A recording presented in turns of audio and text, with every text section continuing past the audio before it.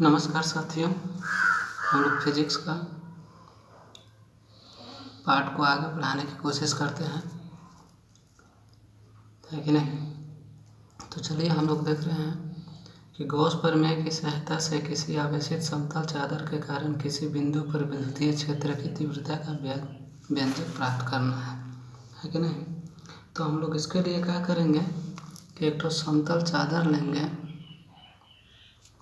और इस समतल चादर का आकार जो होगा वो घन के आकार का होगा।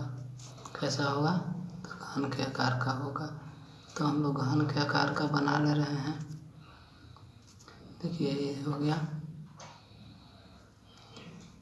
जब इसको ऐसे मिलाने के बाद आपका जब तैयार हो जाएगा तब इसके कारण इससे दूर किसी बिंदु पर मान लीजिए यहाँ पे आपको क्या चीज़ का मान ज्ञात करना है, विद्युतीय क्षेत्र का। तो आप क्या करिएगा कि एक पृष्ठ तो बाहर हो गया, दूसरा पृष्ठ यहाँ हो गया, तो इसके चारों ओर आप क्या करिएगा कि इसके चारों ओर एक गॉसिय काल्पनिक पृष्ठ की कल्पना करने की कोशिश कीजिएगा। तो इसके चारों ओर हम एक गॉसिय काल्पनिक पृष्ठ की कल्पना कर रहे हैं, जो देख लीजिए कि बेलनाकार आकार का है। किस आकार का है? तो बेलनाकार आकार का है। अब ध्यान दीजिएगा यहाँ पे तो विद्युतीय, यहाँ पे यदि चार्ज Q है तो विद्युतीय क्षेत्र की दिशा कुछ इस तरह से होगी ना, और यहाँ पे भी विद्युतीय क्षेत्र की दिशा इस तरह से होगी। लेकिन यहाँ इस तरह का सरफेस है और सरफेस के लंबवत होता है सदिश क्षेत्रफल, मतलब ds वेक्टर भी इसी दिशा में होगा। और यहाँ पे लंबवत कार्य करेगा ds वेक्टर, तो यहाँ 90 डिग्री का एंगल बनेगा, है कि नहीं। तो हम लोग क्या कर रहे हैं कि हम लोग को ज्ञात क्या करना है, विद्युतीय क्षेत्र का मान। तो सबसे पहले हम मान लिए कि माना कि एक आवेशित समतल चादर है, यह आवेशित समतल चादर है जिसका प्रति एकांक क्षेत्रफल पर आवेश की मात्रा कितना है, तो सिग्मा है। तो चालक के निकट किसी बिंदु पर विद्युतीय क्षेत्र का मान क्या करना है, ज्ञात करना है। ठीक ना, क्या करना है, ज्ञात करना है। तो हम क्या करते हैं कि सबसे पहले एक काम करते हैं कि इससे गुजरने वाले कुल फ्लक्स निकाल लेते हैं। कुल फ्लक्स, इसको हम लोग फाई बोल रहे हैं। तो देखिए यहाँ पे हम EDS को, चलिए कोई दिक्कत नहीं है, तो हम लोग क्या करेंगे EDS1 इसको कर लेते हैं और cos थीटा कर लेते हैं, प्लस EDS2 कर लेते हैं, यहाँ पे cos थीटा कर लेते हैं। ठीक है, यहाँ पे एंगल कितना 90 है, तो फाई बराबर EDS cos 90 रख देंगे और यहाँ पे EDS cos कितना 0 डिग्री यहाँ पे बनेगा, तो 0 रख दिए। तो फाई का मान आपके पास इसका तो 0 हो जाएगा, प्लस क्या बचेगा आपके पास, क्या बचेगा EDS गुने 1, यानी कि इतना आपका मान आया कितना EDS, ये आया किसका, फ्लक्स का मान आया आपके पास। क्या चीज़ का मान आया, फ्लक्स का मान आया। तो आगे हम लोग और देखेंगे, देखते हैं कि हम लोग सभी जानते हैं कि इसको यदि समीकरण 1 कह दें और हम लोग जानते हैं गॉस प्रमेय से, हम लोग जानते हैं, हम लोग गॉस प्रमेय से जानते हैं, गॉस प्रमेय से कि फाई बराबर होता है Q बाई इप्सिलॉन नॉट। और एक और फार्मूला आप लोग को बताया गया था कि सिग्मा बराबर होता है Q बाई A। तो यहाँ से निकालेंगे Q बराबर तो होगा सिग्मा इंटू A, है कि नहीं। तो यहाँ से फाई Q के जगह क्या रखेंगे, सिग्मा इंटू A, और नीचे क्या होगा इप्सिलॉन नॉट। समीकरण 2। यदि हम समीकरण 1 तथा 2 से चले तो देखिएगा क्या आएगा आपके पास, उधर है उधर आपके पास क्या है EDS है, EDS, और यहाँ पे क्या है sigma into A by epsilon not. और आपको बता सकते हैं चुके हैं कि DS एक प्रकार का क्या है, क्षेत्रफल है, इसलिए EA बराबर sigma into A by epsilon not. तो ये कट जाएगा एरिया से एरिया, तो यहाँ पे बचेगा आपके पास सिग्मा इंटू इप्सिलॉन नॉट। ये हो गया विद्युतीय क्षेत्र का व्यंजक, है कि नहीं, कि चीज़ का व्यंजक हो गया, विद्युतीय क्षेत्र का व्यंजक हो गया।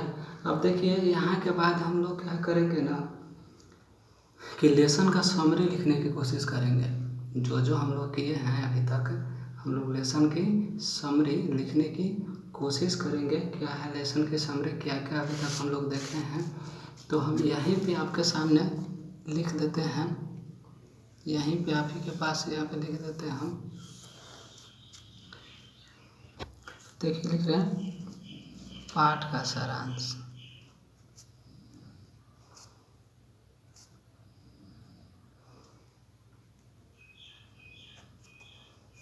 हम लोग पहला बार पढ़े थे, याद कीजिए कि फ्लक्स की परिभाषा से पढ़े थे हम लोग।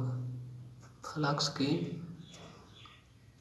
परिभाषा से पढ़े थे कि फाई का मान होता है विद्युतीय क्षेत्र और सदिश क्षेत्रफल के अदिश गुणनफल, यानी डॉट प्रोडक्ट के बराबर होता है। तो जब हम लोग यहाँ से देखे थे तो हम लोग के पास आया था EDS cos थीटा।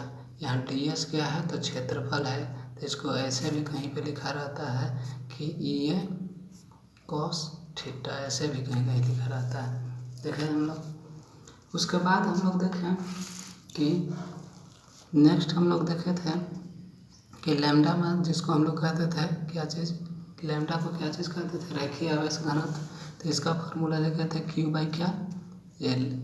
आगे हम लोग देखे थे क्या चीज़, सिग्मा, जिसको पृष्ठीय आवेश घनत्व बोलते थे, तो Q/L है कि नहीं। अब एक चीज़ और यहाँ से कि हम लोग देखे थे नेक्स्ट में कि आवेशित गोल चालक के कारण, आवेशित गोल चालक के कारण, आवेशित गोल चालक के कारण हम लोग क्या देखे थे, पहले तो देखे थे कि ये नंबर यदि इसको हम करके देखें कि चालक के बाहर, चालक के बाहर या फिर सतह के बाहर हम कहें चालक के बाहर, तो इसके लिए हम लोग विद्युतीय क्षेत्र का मान के देखे थे 1/4πε0 Q/r²। दूसरा हम लोग देखे थे सतह पर, तो सतह पर हम लोग क्या देखे थे कि E बराबर 1/4πε0 Q/r²। और तीसरा हम लोग C पॉइंट पे देखे थे क्या चीज़ कि सतह के अंदर विद्युतीय क्षेत्र का मान देखे थे। E बराबर कितना आया था, 0 आया था ना, है कि नहीं। उसके बाद हम लोग क्या देखें, आवेशित चदरे के कारण, आवेशित चदरे के कारण हम लोग क्या देखे थे कि E बराबर σ/2ε0 है कि नहीं। इतना हम लोग देखें। या फिर रेखीय आवेश घनत्व का भी हम लोग देखे थे एक फार्मूला, है कि नहीं। जैसे हम लोग देखे थे कि आपके पास क्या आया था, विद्युतीय क्षेत्र का मान रेखीय आवेश घनत्व के लिए, रेखीय आवेश घनत्व तो किसके कारण, छड़ के कारण कैसा छड़, तो आवेशित छड़ के कारण देखे थे क्या आया था, तो 1/4πε0 और 2λ/, क्या आया था 2λ/, आया था हमारे पास r²। इतना देखे थे, है कि नहीं। तो चलिए ये तो बातें रही, और कुछ बात हम लोग कर लेते हैं। जैसा कि हमारे पास है कुछ भौतिक राशि, जैसे हम लोग यहाँ पे कर लेते हैं कि पहला देख लेते हैं क्या था, विद्युतीय फ्लक्स। इसका हम लोग सूत्र क्या देखे थे, EDS। इसका मात्रक क्या देखे थे, न्यूटन मीटर स्क्वायर प्रति कूलाम, है कि नहीं। प्रति कूलाम याद करके रखिएगा। दूसरा में रेखीय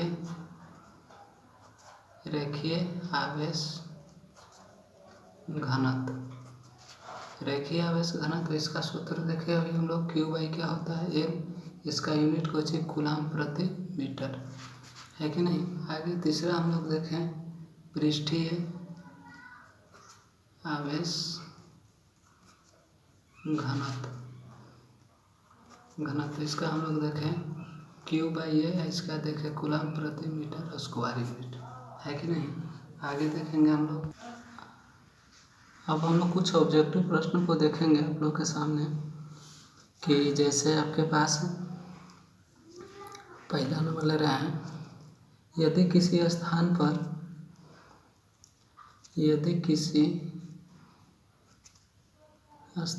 पर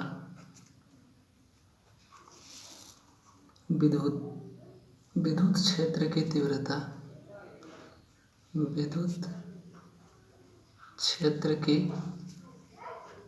तीव्रता E है, तो उस स्थान पर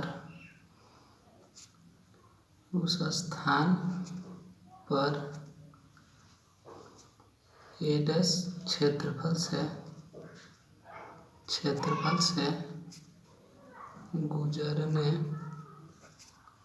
वाले फ्लक्स का मान होगा।